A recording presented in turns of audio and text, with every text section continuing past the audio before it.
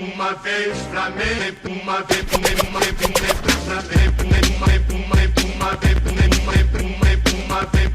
Hello, bebê, muito boa noite, meu amigo rubro-negro, muito boa noite, minha amiga rubro-negra, ou bom dia, né, se você deixar pra ver esse vídeo na manhã de domingo. Tivemos jogo do nosso Mengão, o Flamengo venceu o Goiás, Flamengo vence o Goiás 1-0, depois tem aquela coletiva tão esperada e eu quero fazer aqui uma análise da partida. O Flamengo venceu 1-0 com o gol do Pedro, uma bela jogada do Gabigol, né? O Gabigol dá uma bola de 3 dedos, o Mateuzinho faz a profundidade que é necessária quando você vai jogar contra times como o do Jair Ventura. O Mateuzinho dá essa profundidade, bota a bola para dentro da área e o Pedro estava no lugar do centroavante. O Gabi tem saído muito nos outros jogos, né? A gente vem falando muito.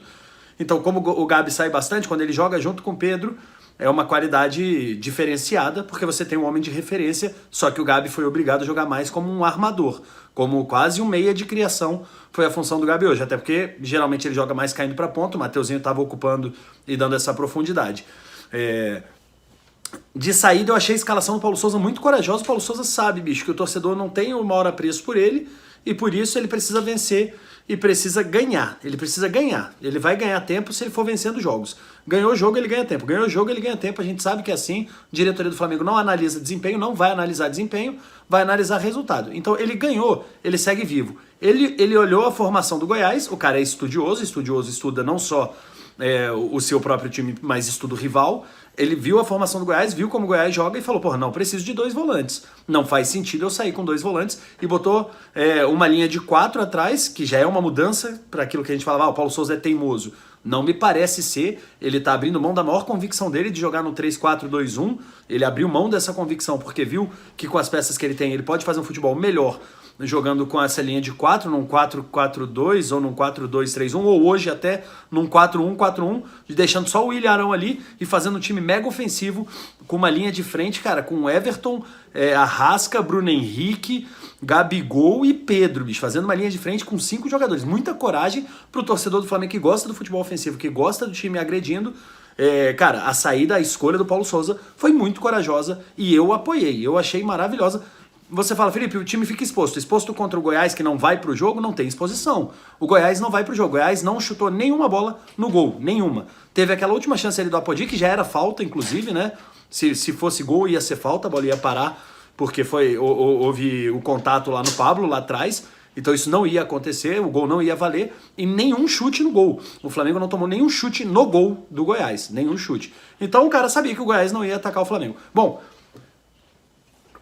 dito isso, o ponto principal que eu quero trazer para essa nossa reflexão aqui, talvez o maior problema dos analistas, dos estudiosos de futebol hoje, principalmente os estudiosos, travou aqui, os estudiosos de futebol, como nós que temos um clube, como nós que somos, antes de qualquer coisa, torcedor, e falamos para uma torcida só, tem até youtubers que não são flamenguistas, mas falam para o Flamengo, nós que falamos para um time, que temos uma única e exclusiva torcida, a gente comete um erro e que precisa ser diferente. Os nossos amigos analistas precisam parar de fazer esse erro, que ele é um erro amador, que é analisar apenas o nosso time. Você desrespeita o rival, você não leva em consideração a estratégia do rival e você esquece que são 2 times em campo.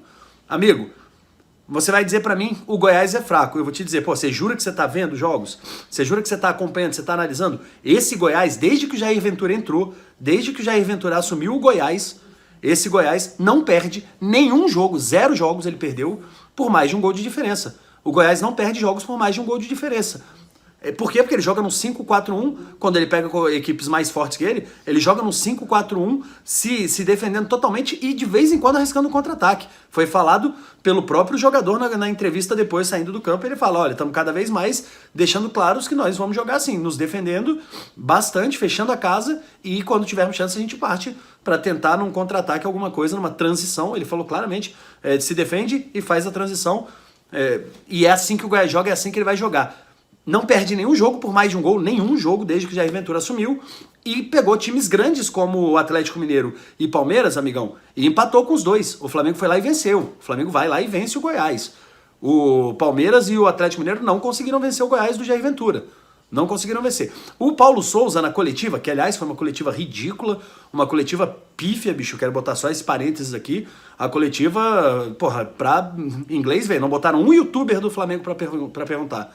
Nenhum dos meus amigos jornalistas, dos meus colegas jornalistas, cheios de perguntas boas hoje que eles teriam, né? Que tava todo mundo programado para fazer perguntas um pouco mais, talvez, agressivas do que as que foram colocadas ali. Nenhum deles foi ouvido, bicho. Isso é uma agressão, velho. E uma escolha de botar apenas os profissionais da TV, velho, para fazer pergunta.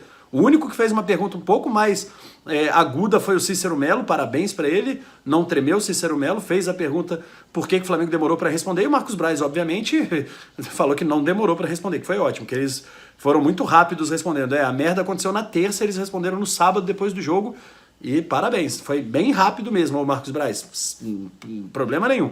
Mas o Paulo Souza, depois de uma pergunta feita pro Braz, ele chama um dos repórteres e pergunta, qual é teu nome mesmo? Faz o seguinte, olha os nossos adversários, estuda o adversário da Libertadores pra você entender por que a gente joga melhor na Libertadores. Eu já vou te explicar, não vou nem deixar esse cara nem precisa ir lá estudar não, a gente te explica aqui, velho.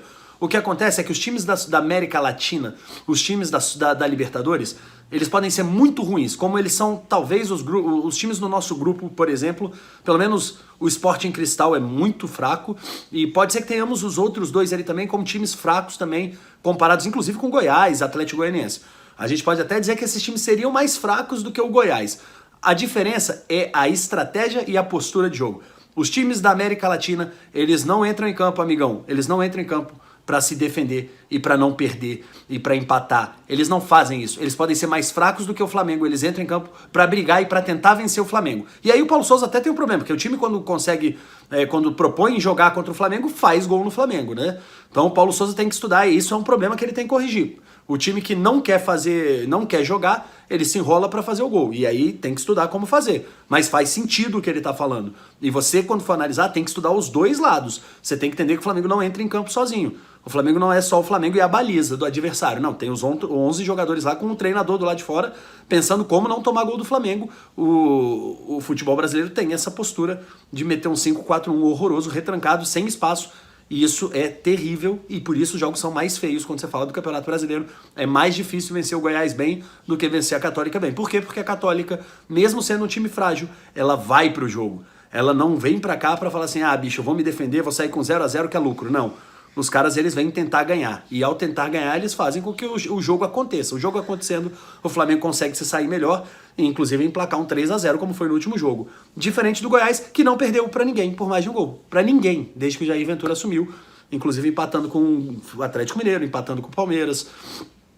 Tem que analisar os dois lados, bicho. Senão é uma covardia absurda você pegar o jogo e sempre esperar que vai fazer 6-0, sendo que ninguém fez 6-0 no Goiás do Jair Ventura. Ninguém meteu 6-0 nesse Goiás. Você querer que o Flamengo, que tá em... A gente vem aqui batendo pra cacete que o time ainda não atingiu o patamar que pode atingir, o trabalho do Paulo Souza ainda não é o que a gente espera. Você achar que o Flamengo vai fazer 6, sendo que o Palmeiras, que já é bicampeão da Libertadores, não fez. Você achando que o Atlético Mineiro, campeão brasileiro, não fez. Você acha que o Flamengo, em reformulação, com 200 jogadores no DM, vai fazer 6-0 no Goiás? Tá ligado? Você não tá vendo o adversário, você tá querendo analisar só o Flamengo.